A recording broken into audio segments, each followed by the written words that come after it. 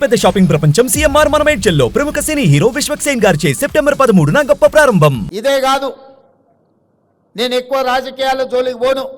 మా మిత్రుడు అనిల్, ఇతరులు శ్రీనివాస్ మాట్లాడారు. గతంలో ఆర్భాటం ఉండేది, ఆర్భాటమైన ప్రచారాలు ఉండేవి. దానికి సినీ తలుపు బెలుకులు కూడా ఆనాడు ప్రచారంలో ఉపయోగపడ్డాయి. కానీ చేనేత కార్మికుల యొక్క జీవన విధానంలో మార్పు రాలేదు, వాళ్ళ ఆత్మహత్యలు ఆగలేదు, వాళ్ళు ఆత్మ గౌరవంతో బ్రతికే పరిస్థితి కనిపించలేదు. అందుకే ఈ ప్రభుత్వం ఆలోచన చేసి ఆనాడు బతుకమ్మ చీరలు సిరిసిల్లకి ఇచ్చిన చీరలు ఇచ్చిండు, కానీ నేసిన ఆ కార్మికులకు నిధులు విడుదల చేయలే. ఆయన బకాయి పెట్టిన సిరిసిల్ల నేతన్నల బకాయిలు కూడా తుమ్మల నాగేశ్వరరావు గారు మంత్రి అయినాక వారు నా దృష్టికి తీసుకొస్తే నేను ఆ నిధులను విడుదల చేసి రాజకీయాలకు అతీతంగా సిరిసిల్లలో ఉన్న కార్మికులను కూడా ఆదుకోవడానికి కోట్ల రూపాయల నిధులను విడుదల చేయడం జరిగింది. మా ప్రిన్సిపల్ సెక్రటరీ గారు హ్యాండ్లూమ్, అదేవిధంగా పవర్ లూమ్స్ మనం ఆదుకోవాలి, పన్నులు ఇవ్వాలి.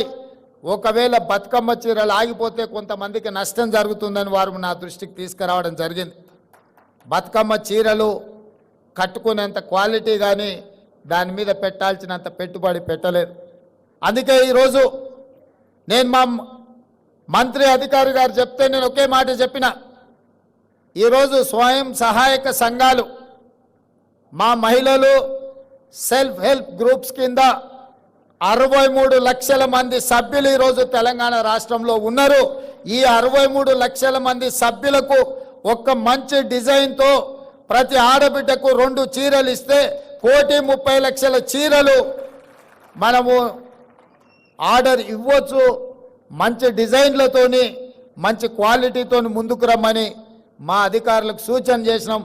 తొందరలోనే స్వయం సహాయక మహిళా గ్రూపుల్లో ఉండే ప్రతి మహిళకు సంవత్సరానికి 2 చీరలు ఇవ్వాలి అన్న ఆలోచన ఈరోజు రాష్ట్ర ప్రభుత్వము మీ అభిమానంతో ఈరోజు ఆ నిర్ణయం తీసుకోవడం జరిగింది.